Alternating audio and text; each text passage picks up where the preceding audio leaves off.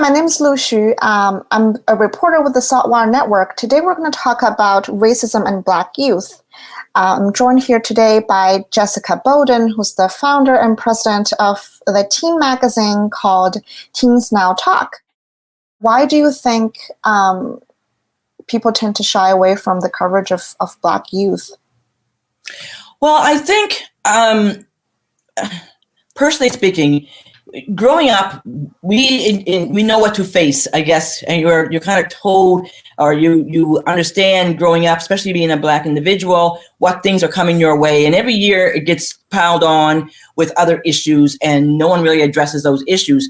I tend to say they want to give you a injection when a crisis is at bay. But my philosophy, and people who know me know, I'm always saying, I don't react when I see fire. I always react when I see smoke. Because that way there I have an opportunity to scoop in, see what they need, listen to what they are saying, and then make that the point of making other individuals understand and listen. So people don't understand that although there's major crisis happening, our youth are also feeling that same emotion that you're feeling. So if you're an adult, and for the scenario around George Floyd, people were there. They had the march. They were doing it.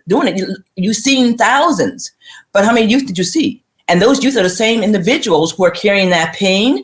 If not even more fear, because they have even less knowledge of their rights than the adult. They're the ones that are going to school every day or dealing with this racism every day.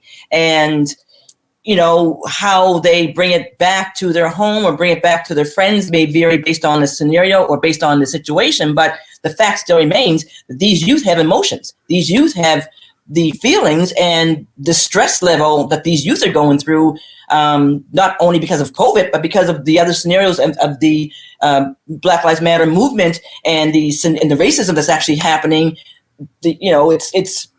It's compounded. So letting them have a voice, letting them have a chance to speak and be seen, be heard, and be the voice, which is our main tagline, is what we do. So people tend to think that youth are, they're our future. They're going to make it okay. But the youth are today. And I coined that from DeRico Simons when we did a session, and that's what he mentioned. And that word, that phrase resonates with me, because youth are today. They are now. And if we don't help these youth today move forward, then what you're looking at tomorrow is just the same mess that the adults made and moving forward as well. So it's making sure that we put our youth at the tables and not just put one youth there as representation of a culture, but put the youth there. We do our expos. We bring in 3,000 youth a year for 2 days at one expo. Like, people can do that. It's just a matter of having these youth sit at the table and listen to their fear, their pain, their anxieties, because the mental health of our youth are just going crazy. What kind of progress have we made since that Halifax rally took place last year?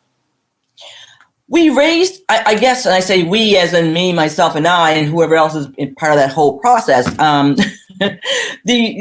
There's how do you judge? How do you gauge progress when it's still happening and right in your face today? Do you say, okay, we did a march and now everything's great? That march was phenomenal. It raised that awareness. The issue is still happening to this very day, this very moment, this very time. So how do you judge the progress?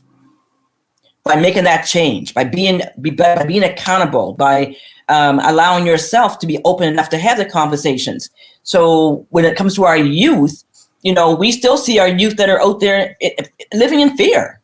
They're walking into a store in fear. They're walking home from school or walking home from work or hanging with their friends. And then, after a certain time, it's that fear factor. So do I think a lot of change has happened? No.